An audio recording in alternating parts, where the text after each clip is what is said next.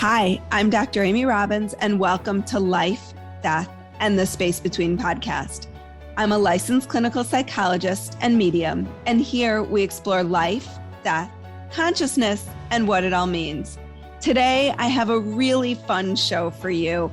I have Zoey Greco on. Zoey, who is also known as the Merhipsy, is an intuitive empath and spiritual coach whose work connects individuals to the divine guidance and unconditional love that awaits them in every moment from universal energy. Zoey has had her intuitive ability her entire life, as well as her gift for healing. Able to describe her past lives and experiences in the beyond as an infant, all through her childhood, she was able to see what wasn't there and hear what wasn't said. Renowned psychics instantly recognized her as gifted and prophesied that she would one day have a powerful impact on the world. Through the Mystic Rebel podcast, her Intuitive Activation Mentorship, and through her twice sold out Mystic Rebel Oracle and Crystal decks, Zoey helps others experience healing, discover community, and feel far less alone in their spiritual and personal journeys. Zoey hopes to introduce spiritual novices to the world of healing and facilitate deeper growth and expansion for lifelong seekers. Worldwelcome, Zoey. Thank you so much. I'm not sure exactly where that bio came from, but it's too long and it's a little wordy. I apologize that you had to read that. Is just fine. Nope. I think it gives people a good overall picture of who you are. Hi, everybody. I just wanted to thank those of you who are supporting the show via Patreon. I literally could not do this without you. It means so much to me to have any sort of support for the show, but really the financial support is super helpful to me right now. I'm an independent podcaster. This is all being funded by me. So anything you can do to help that, if you love listening to the show, if you love the content I'm creating, if you love the guests that I'm having on, please support the show. I have amazing, amazing guests continuing to come on the show. I'm so excited.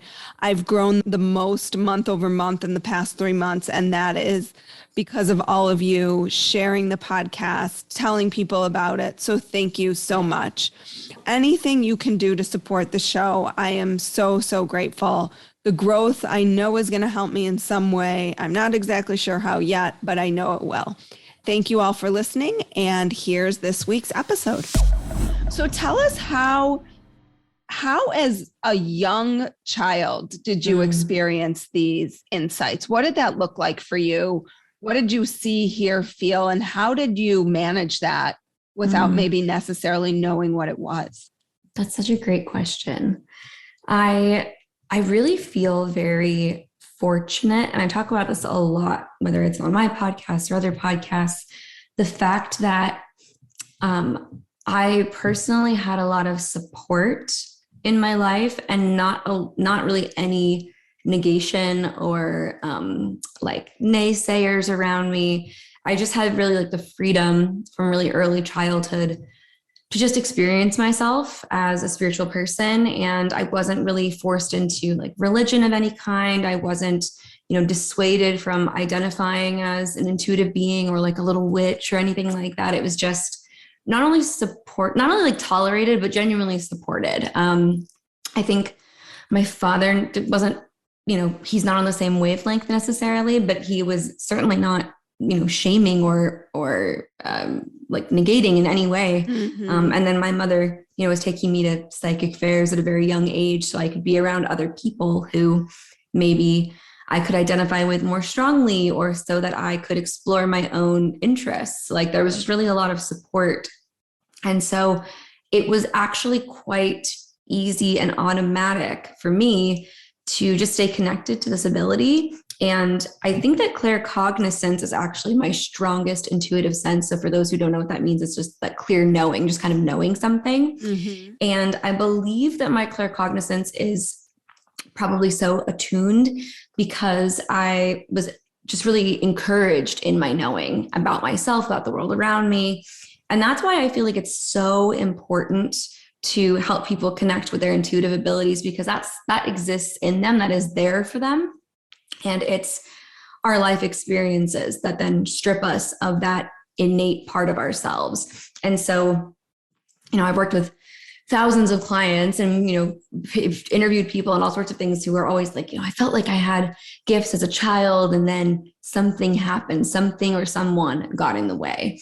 And so I really think it's important to tell my story because I want to be a demonstration of what an example looks like of someone who is just nurtured as they are, fostered, accepted, supported, and the type of connectivity and power that you can experience when you remove that layer of like separation and disillusion, when you just are able to flow in your own knowing. Does that make sense? Yeah. And it's such a beautiful way to think about it. I think about all the things kids say throughout the day, throughout their lifetime. My kids in particularly, I mean, you aren't talking about it in this way, but I think that maybe you are. I don't want to take words out of your mouth because we haven't gotten sort of specific on what that looks like. But I think so often kids in particular have this intuitive knowing of why someone is feeling the way they are, or that someone is feeling the way they are. Even, I'm just thinking about my own kids when they'll say to me, you seem upset or you seem mad about something. And my initial response is I want to say, no, I'm not. But then what is that teaching them about tuning into their knowing? Yeah. And that's what I think maybe you're talking about a little here is like we get stripped of those gifts when people tell us that what we are seeing is not what they are experiencing in that way. Absolutely. So not only, so I identify as an empath, and a lot of people, the word like being an empath has become like so cringy nowadays. Like everyone's like, ew, you're an empath. And there's like a huge movement of kind of like mocking empaths and, being a highly sensitive person, which is fine. Like it's happened before. It's happened forever. I'm not like sensitive to that criticism, but I do think that, there's like this thing that's said about empaths that they're not really spiritually attuned beings, but rather they're children who experienced a lot of trauma and learned to predict other people's emotions.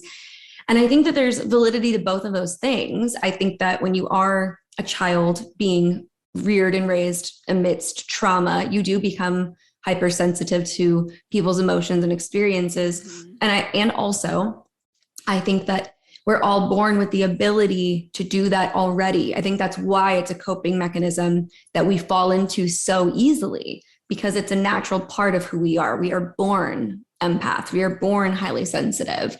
And so that definitely in what you're referring to, that example of, being attuned to the people around you and sensing things, even though it's not necessarily being discussed or experienced. And I also think of it in kind of the more, perhaps like, showbiz, type of ways where I, at 2 years old, I'm describing my past life experiences to my mom, and my mom's going, you don't even watch TV. Like, where is this coming from? Like, how can you say these things? How can you know these things? I remember really specifically in 6th grade, we had to write a book of poetry, and I don't know why, but I chose to write from the perspective of soldiers. I've never had soldiers in my family, no connection to the military, like, the armed forces in any way. But this was something I was drawn to do.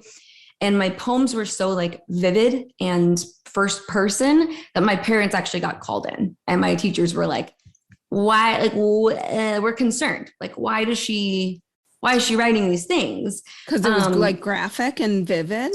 It wasn't necessarily violently graphic, but like emotionally graphic. Like I talked about, saying goodbye to a loved one at the airport and wondering if they're going to,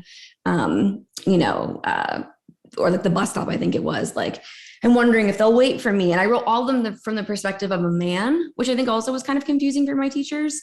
And so, I'm like, I don't know, 12. I'm like a 12-year-old little girl writing these things about, like a soldier that's, been drafted and is internally protesting. And like, I was channeling these stories, and my teachers were like, what the literal fuck? Pardon my French. I don't know if I can curse on your podcast, but they were like, what the hell?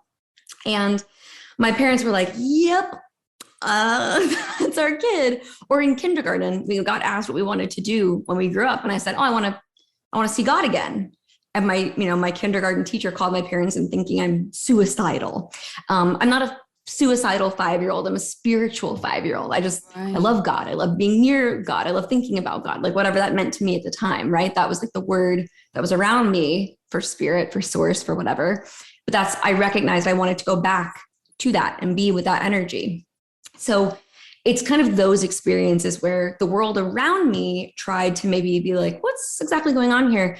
And I really had, people around me who didn't come home from these meetings with my teachers and go, Zoey, like, why are you doing this? They were just like, that's our kid. Like, that's what she does. She channels, she talks to, she goes in the attic and hangs out with ghosts and makes potions. Like that's who she is. And I think if we had more freedom to experience ourselves that way, and also potentially less of a misconstrued mainstream representation of spiritual people, and like the teenage witch like archetype or whatever, if we had less of a kind of like stigmatized and also like hyperbolized version of a spiritual young person, both at home and then what we see in media and we see in the world, I think that people in general would grow up to be much more easily connected to their abilities, but also we would have just more confident, self-assured people who are in touch with their intuition in whatever way that serves them. And that's something I think is really important, is you don't have to be a professional psychic when you're like super tapped into your intuition. You could be, you could work for the CIA, you could be an accountant, you could be a daycare, facilitator. Like you could do anything you dream of, but your intuition is going to serve you professionally, personally, in every aspect of your life. So being connected to it and staying connected to it is the most important thing you can do. Do you differentiate, or let me ask this, how do you see being empathic as maybe a pathway or a portal to intuition? Such a fabulous question. I believe that as humans, there's a few things that we are innately connected to in ourselves. We're innately connected to our emotional body. We're innately connected to our critical mind.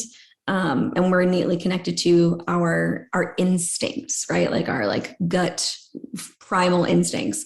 And as we grow and experience ourselves as a human being, which I think in itself is like a weird thing we're all going through, we find that spirit communicates with us through those very innate pieces of ourselves. So claircognizance in our mind, clairempathy or clairsentience in the physical body, in the emotional body. I believe that intuition and empathy, or being an empathetic person or a highly sensitive person, I think those things are very connected.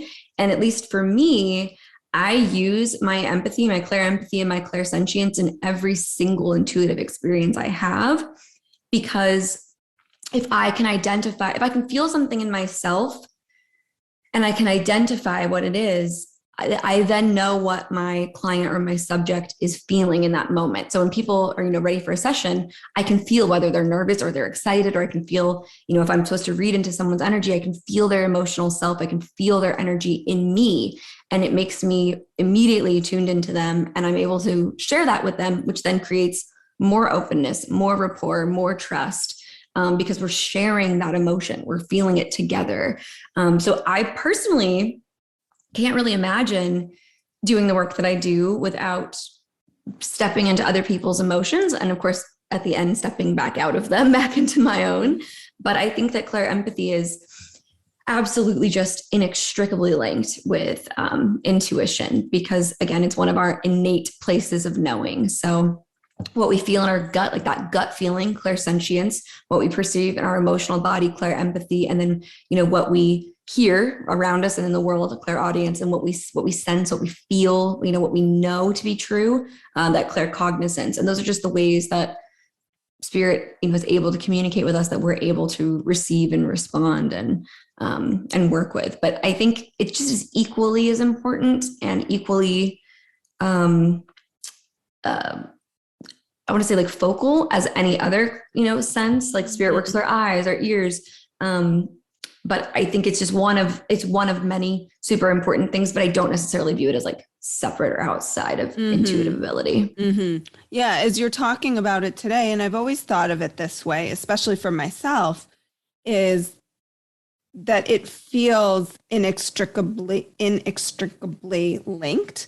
Yeah. And I, just in my own professional work, have often thought, well, what is intuition versus just a development of a skill over a period of time that has allowed me to sort of have a sense for what someone's feeling or knowing? I mean, I think for me, I was also very empathic and sensitive. I do sort of bristle at the word empath because I feel like it's used a lot right now. And I think I don't love words that people sometimes over identify with as a way to define who they are, but it's a way to describe who you are. Yeah.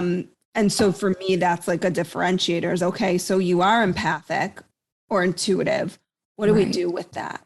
Right. And that I think is for me how I like to think about it. But the way that you do tie them together in your work, I think is really powerful. And I don't know that I've heard people talk about those two pieces in that way before, because I think it's critical. I don't know if you've ever seen the movie Guardians of the Galaxy 2, kind of specific, but no. Okay, I have seen one. So in the second one, there's a character whose name always escapes me. I really should learn it because I talk about it kind of frequently. But she basically can touch someone and immediately know what they're feeling. Like she can feel it. And so my husband, who is actually kind of on the spectrum, he has a rather low emotional like EQ, but in a really fabulous, beautiful way. And I really love that about him. And it also helps me a lot as a person with like a off the charts EQ, brings me really down to earth. When we saw this movie and we saw this character, I was able to say to him like, hey, that's what it's like for me. Anytime I'm near somebody, I don't have to touch them. And I also don't have to tune into it, which I think is a thing that we are also not taught. We're not like, I'll get to that in a second. But anyway, I explained to him, yeah, I don't have to touch anybody. I can just be near them, or I can just even think about them. And all of a sudden I can feel what they're feeling. And he was like, whoa, that's what you go through. Like, that's what you deal with. That's what you talk about. And I was like, yeah, it's tiring. It's a little bit exhausting, but it was a really great way to like kind of visibly demonstrate to somebody else who doesn't have that experience what it's like to be an HSP, and move through the world kind of sensing everything with your emotional sensors. I kind of feel like a bug with an antenna, but they're invisible and they just feel emotion instead of like, nocturnal vibration or something. Right. And so it's really, to me, critical. Like I don't actually know how I would navigate the world without being able to sense and tune into the emotions of other people. But again, it's not the only way that intuition is delivered. And I think that's also important to know, because I also believe my husband, who, has a low EQ, is extremely intuitive, but obviously his emotional senses are not where he necessarily like receives the most insight. And so I think it's really important to remember for listeners that every person is extraordinarily gifted. And it's just about spirit communicating with you as an individual in the way that you, like in your most fluent language. And so for me, emotion is my most fluent language. For my husband, like logic or instinct is his most fluent languages. I've worked with women in the past who, especially I did a podcast episode with a woman who experiences aphantasia, which is the inability to visualize things. She has no like mind's eye. And so she was saying, I think I'm scared that I can't be intuitive because I can't picture things, or I don't know how to manifest because I can't picture things, because the world of spirituality like centers around those ideas that you have to like see it and feel it to like live it, and make it real. And just because sight is not her most fluent language doesn't mean that there's not another way for spirit to communicate with her. So we're always going to be talked to, and spirit delivers it in the way they think that we can listen the best. But sometimes we're just too busy to pay attention even to the space of us that is the most eloquent or articulate. So yeah. How do you protect yourself from the intrusion of the intense emotions? I mean, especially now, right? Like everything is so heightened. I mean, it was, I feel like, bad before 2020, but 2020 just skyrocketed people's feelings. Yeah. And the intensity of those feelings, I think whatever was there just got literally ratcheted up 1,000%. So, and I know this is often a question for people who are empathic or sensitive or intuitive. They want to know, I don't want to feel it all the time. It's too much. And I do believe it's too much for our nervous systems if we're that way. My son, I don't know if I shared this on the podcast recently, but he came into my room a couple nights ago and just said something about, I feel like people are just really sad right now. And I feel like when I cross the street or when I walk by someone, I can feel their sadness. And I was like, oh, I love you so much. My heart. I know. That's an amazing question. And I think that, well, okay, there's a couple layers to that. I think that on one level, we are all connected.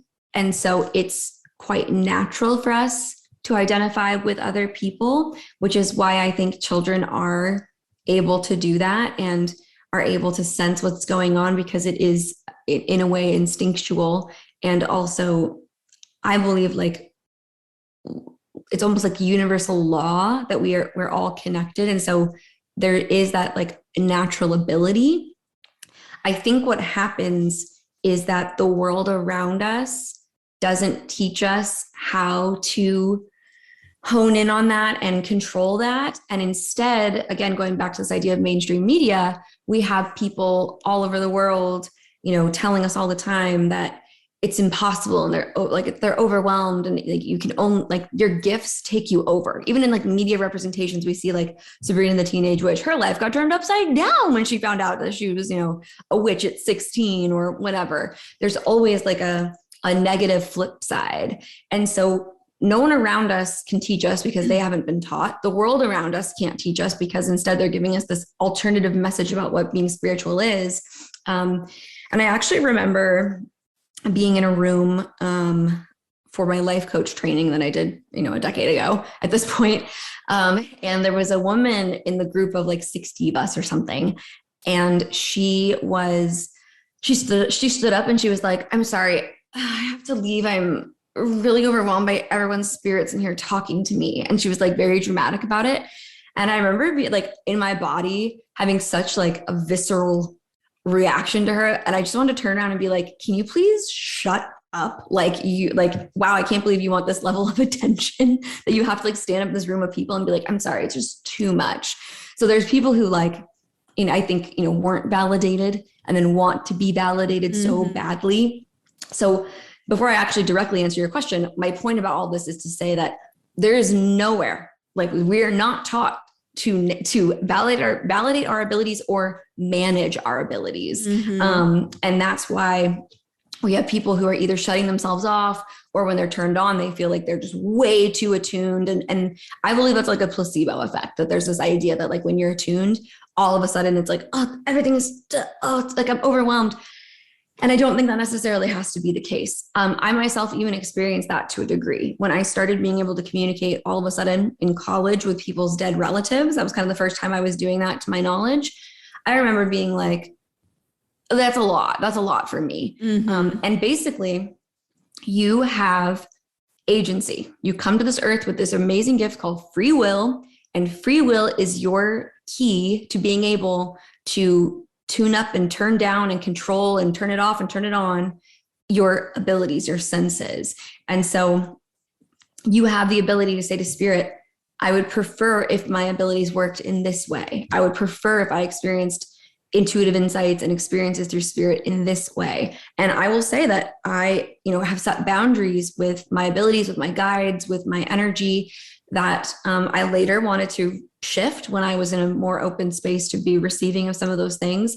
But spirit has kept that agreement. Like there are things I asked not to experience that I stopped experiencing because I truly set a boundary there. So obviously that might be harder for children to like fully understand, but I think teaching them, I got a ringing in my ear, but I think teaching children to understand the power of their boundaries, even with the invisible world, is like a really beautiful thing that you can tell, your children out there, hey, I know that you feel other people's feelings and it's okay to feel them. You don't have to let them live in your body, or you don't have to, be tuned into that all the time. You can imagine a little volume switch in your brain where you can turn it up or turn it down, like however you want to, make that visual for them or make that, material for them. Even you can give them a little light switch and they can, hold on to, like turn it on, turn it off. But helping children understand that they have boundaries. They have a right to boundaries. They have free will, and it lets them decide what they do and don't want to experience. But also for me as an adult, I just move through the world and I let things move through me. So I'm with someone, I hear it, I receive it, I'm with them in that moment. And then I know that I've made an agreement, I've set a boundary, that spirit moves it through me. It doesn't live in me. And so when you are not taking it on or like putting every emotion on like another layer of clothing, it's really easy to stay fluid and mobile and free because you're not, burying yourself in it. So I think these are, some of the more important concepts around that idea. And I apologize, that answer was like a million years long. No, not at all. It was really helpful. How do you encourage people to connect with their guides? I mean, is it mainly with guides? Is it mainly with loved ones? Like, does it matter? Do you differentiate? That's a great question. A really long time ago, I felt uncomfortable when I began doing mediumship work with the deceased of other people. So it's something I save for like rare occasion, like if I really feel called to do it. So for me personally, I'm not often connecting with deceased loved ones or ancestors. However, I do invite any member of their spirit team forward. And I do believe that those energies kind of meld. Like energy is very fluid, right? So like it can identify as a being or it can identify as your spiritual team. It can identify as like your spirit guides. And I believe they like transfigure and transform and connect and work with each other all the time. But I really encourage people to begin what I would consider to be more of like a material practice, a tangible practice in some way. Because I think telling people like, just go meditate and like listen, I think people, they really struggle with that idea because they don't like to be in their own minds. They feel that they're just making up whatever comes to them. But when you can give someone a material tool, if they're trying to move from like lack of communication into like divine dialogue, giving someone a tangible tool is so useful because you can't, pull a card and go, oh, that's just my brain. Like your brain didn't pull that card. It couldn't even see that card. Like that is a divine dialogue beginning to take place.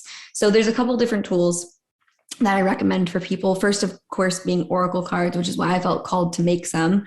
I'd been using the same one since I was 7 years old, and I still have them in a drawer right in front of me with all my other ones. I have my cards right here. I love that. So yeah, I mean, they're always right here, right with me. And then the two that I created, I always keep kind of off to the side separately because they have my, energy. But absolutely, I think oracle cards are one of the most important ways that we can develop and begin a divine dialogue where we're asking a question and have a tangible way to receive an answer.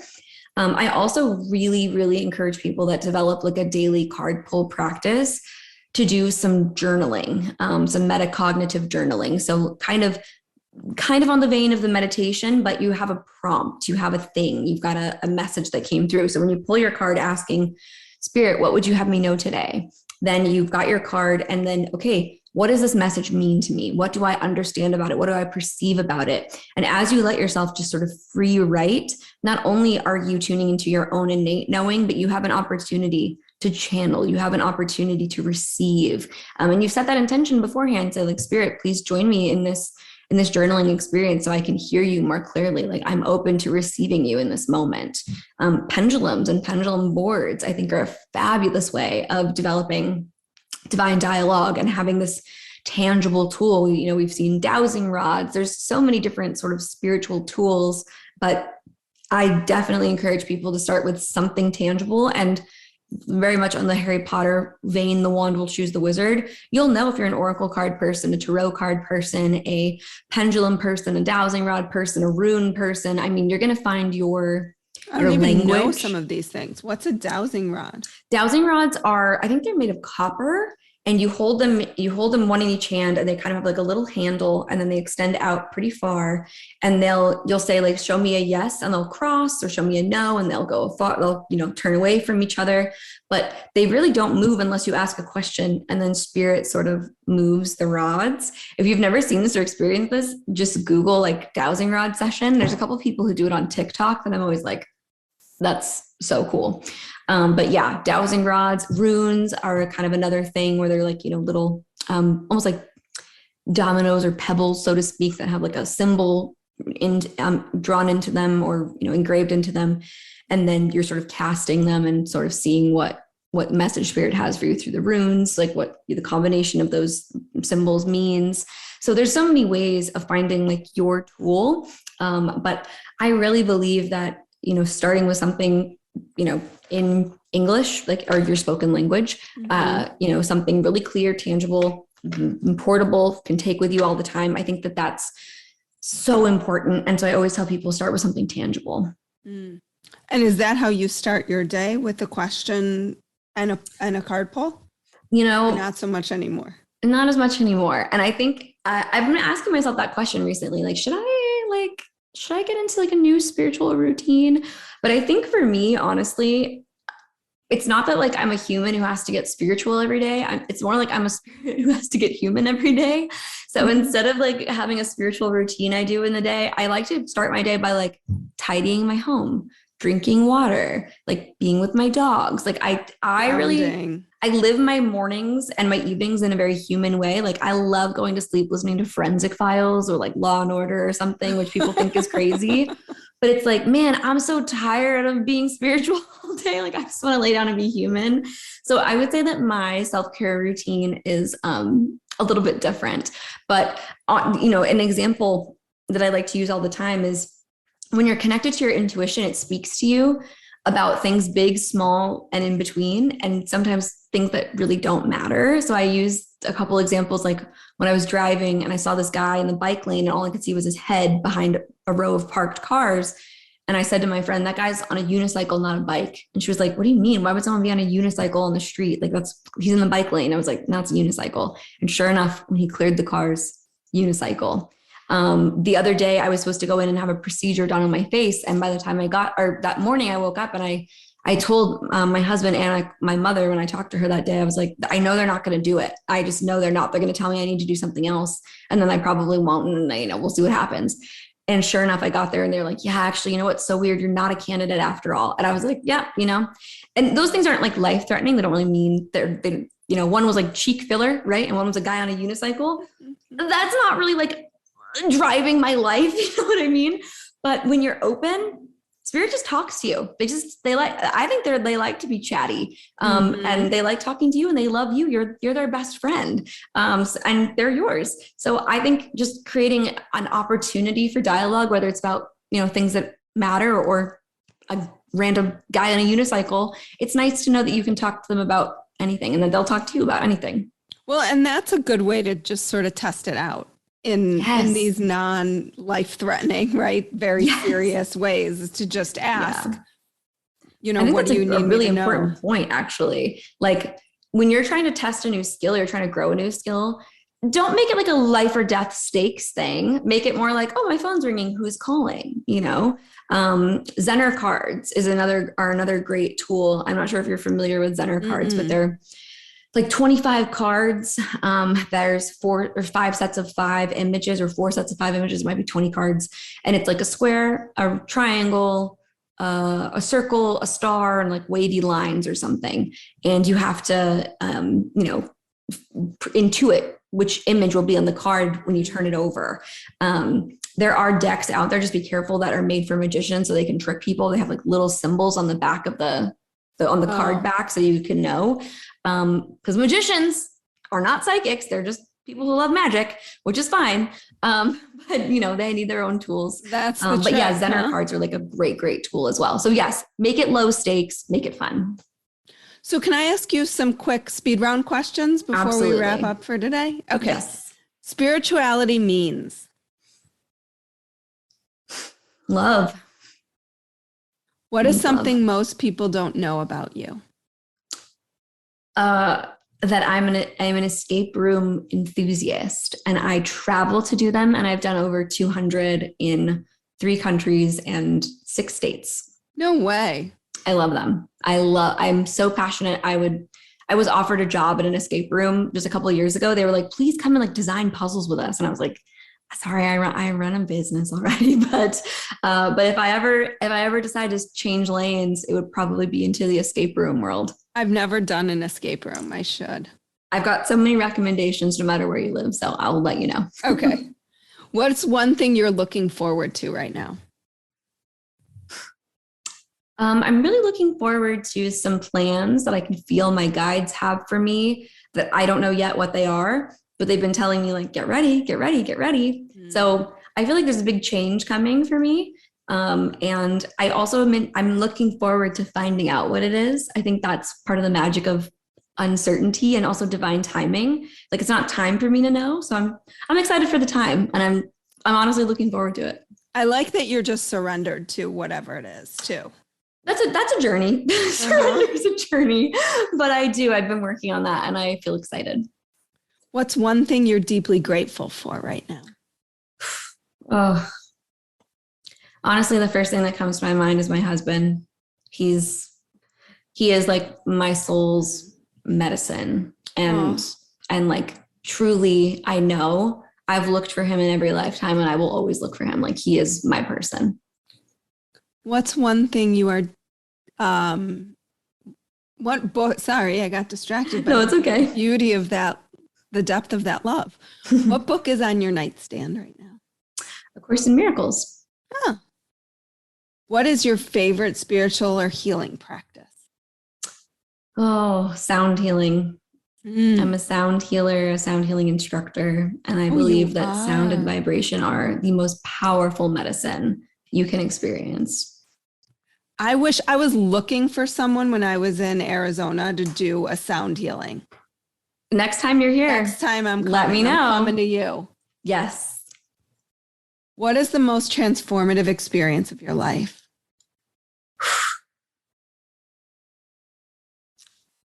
Honestly, it was healing from my trauma. So it wasn't a single experience, but rather a decade-long journey that I took. And the moment when I started to feel free of like the chokehold the trauma had on me and the way it made me act and the way it made me behave and the things it made me think. One day I just thought, I don't feel it the same way anymore. It doesn't feel as like heavy. And I think that moment of like realization was really transformative, one of the most transformative things I've experienced. But I accredit that moment to the journey and all the hard work and all the people that loved me while I was going through that. Can I ask what some of the work was around that? Yeah. Oh, big time. Healing from abandonment by honestly, like time, like learning to give my heart to people, trust my heart with people, open my heart to people, mastering vulnerability. And I don't think that necessarily there were things that were like specific practices, except for like a willingness to grow. And so every day I have to challenge myself, and I've had to challenge myself to just be more open than I was the day before, just even a little bit. But lots of therapy. I really believe in therapy. Lots and lots of conversation with my guides and consistently following what they wanted me to do, which I knew innately would get me into a space of like freedom and liberation. So rather than like specific techniques or tools or practices, it was more like time, patience, and consciousness, like awareness of what my journey was looking like, and taking like conscious actions and decisions every day that just took less power, like took power away from my pain. Well, and I think what I appreciate with what you're saying is I think that oftentimes people who are in the spiritual space and not in the spiritual space think that if you are spiritual in some way, that fast tracks you. Right. I think it helps, but you still have to do the work. And you said time. No one ever likes my answer to this question when they ask me how many sessions it's going to be when they come see me. How long is this going to take? I don't know. Yeah. It's going to take time, right? This isn't a quick fix. But I so appreciate you shedding light on that there's no, foot on the gas. Yeah. 0 to 60 through experiences. I think that just to touch on this really quickly, I do think that there is some benefit to being spiritual and trying to heal. Absolutely. Because I look at, people who are in their 60s around me and just kind of getting past things. And I'm, newly in my 30s. I'm 31. And it was probably around 29 that I was like, I'm feeling a lot better about this. Mm-hmm. So I do know that my timeline of trauma, I feel like my trauma and my healing were all squished together and truncated, and I got it out of the way because I need to use it from this point forward. But I also know that I am a human, and healing for humans happens in a human way, and humans are prey and subject to time. So absolutely. Mm-hmm. Healing is time. And I really believe that strongly. Zoey, if people are interested in your work, where can they find you? You're on Instagram with a lot of people who have found you, but where else can they find you? They can find me on Instagram and TikTok at _Merhipsy. There are about 20 fake profiles of people pretending to be me right now, along with tons of other practitioners across all the platforms. Yes, so just be careful out there. I would never DM you offering you a reading. I don't do that. And truly no respectable reader does. So don't give anyone your money. Sign up through their website like a normal person. Speaking of that, you can find my website at merhipsy.com.